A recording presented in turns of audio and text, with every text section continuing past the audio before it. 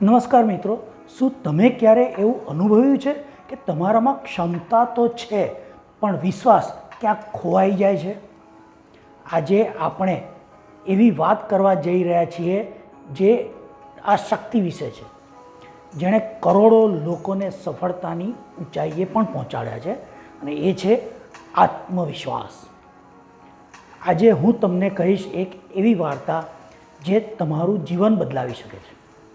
તો ચાલો આજથી નવો વિશ્વાસ જગાવીએ અને શરૂ કરીએ એક નવી સફર. એક શહેરમાં એક મૂર્તિકાર ખૂબ પ્રખ્યાત હતા. તેમની દરેક મૂર્તિ તેમની આગળની મૂર્તિ કરતાં અલગ અને સુંદર બનતી. તેમના દરેક પ્રદર્શનમાં એટલે કે એક્ઝિબિશનમાં લોકો ખૂબ મોટી સંખ્યામાં આવતા, દરેક મૂર્તિના ખૂબ વખાણ કરતા અને ખૂબ સારી કિંમત આપી આ મૂર્તિઓ ખરીદી પણ લેતા. એક દિવસ એક યુવક આ મૂર્તિકાર પાસે આવ્યા અને કહ્યું કે મને પણ શિલ્પકળાનો શોખ છે, પણ મારો આત્મવિશ્વાસ ખૂબ ઓછો છે અને તે મને દૂર કરી એક પ્રખ્યાત શિલ્પકાર બનવું છે. તમે આટલી સારી મૂર્તિ આટલા કોન્ફિડન્સ સાથે કઈ રીતે બનાવો છો? પેલા મૂર્તિકારે એક હળવું સ્મિત કરી યુવકને કહ્યું, ચાલ હું તને બતાવું. એ પેલા યુવકને લઈ ગયા એક મોટા પથ્થરના ઢગલા પાસે જે તેમના વર્કશોપમાં પડેલ હતો. તેમણે પેલા યુવકને એક મોટો પથ્થર બતાવી પૂછ્યું, આ શું છે? યુવકે કહ્યું, આ એક મોટો પથ્થર એટલે કે એક શિલા છે. પછી મૂર્તિકારે પોતાની હથોડી અને છીણી લઈ એને ટપકારીને પેલા પથ્થર પર કામ શરૂ કર્યું. ધીમે ધીમે પથ્થરમાંથી એક સુંદર ઘોડાની મૂર્તિ બહાર આવવા લાગી. મૂર્તિ બની ગઈ એટલે તેમણે યુવકને પૂછ્યું, આ શું છે? એટલે યુવક બોલ્યો, આ એક ઘોડાનું ઉત્તમ સ્ટેચ્યુ છે. મૂર્તિકારે પૂછ્યું, આ પહેલાં ક્યાં હતું? યુવકને કંઈ સમજ ના પડી અને એ અસમંજસમાં પડી ગયો.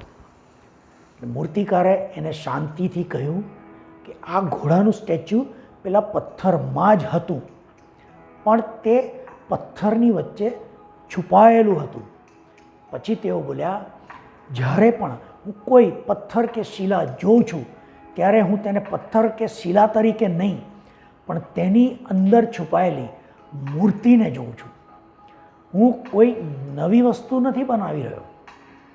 હું તો ફક્ત જે અનાવૃત નથી તેની આજુબાજુનું ખરાબ પળોને દૂર કરી એ મૂર્તિને આવૃત કરી રહ્યો છું. પછી એ યુવક તરફ જોઈને તેમણે ઉમેર્યું કે તમારા અંદર પણ એક શિલ્પ છે, શક્તિ, સાવધાની, આત્મવિશ્વાસ અને સપનાની મૂર્તિ. દુનિયાની અવગણના, નિષ્ફળતા અને ડર એ બધું તો બહારનો ગંદો પથ્થર છે જે પેલી મૂર્તિ પર ચડેલો છે. જો તું હંમેશા ધીરજ અને શ્રદ્ધાથી પોતાના ઉપર કામ કરતો રહીશ તો તું તારા જીવનનું શ્રેષ્ઠ શિલ્પ ઊભું કરી શકીશ, આત્મવિશ્વાસ પણ મેળવી શકીશ, અને પછી તે આત્મવિશ્વાસ સાથે પથ્થરમાં રહેલી મૂર્તિને જોઈ શકીશ અને તેની આજુબાજુમાં રહેલા નકામા પળને દૂર કરી તું પણ એક સુંદર મૂર્તિને બહાર લાવી શકીશ. મિત્રો, પ્રત્યેક વ્યક્તિની અંદર આવી અજાણી મૂર્તિઓ એટલે કે અજાણી શક્તિઓ છુપાયેલી જ હોય છે. આત્મવિશ્વાસ અને સતત પ્રયત્નો દ્વારા આપણે આપણું સાચું રૂપ શોધી શકીએ છીએ. જીવનમાં અવરોધો અને નિષ્ફળતાઓ માત્ર તમારી અંદર છુપાયેલા સફળ વ્યક્તિને છુપાવી રાખે છે, પણ જો આ નકામા કચરાને દૂર કરી દઈએ તો સફળ વ્યક્તિ ઉજાગર થઈ જાય.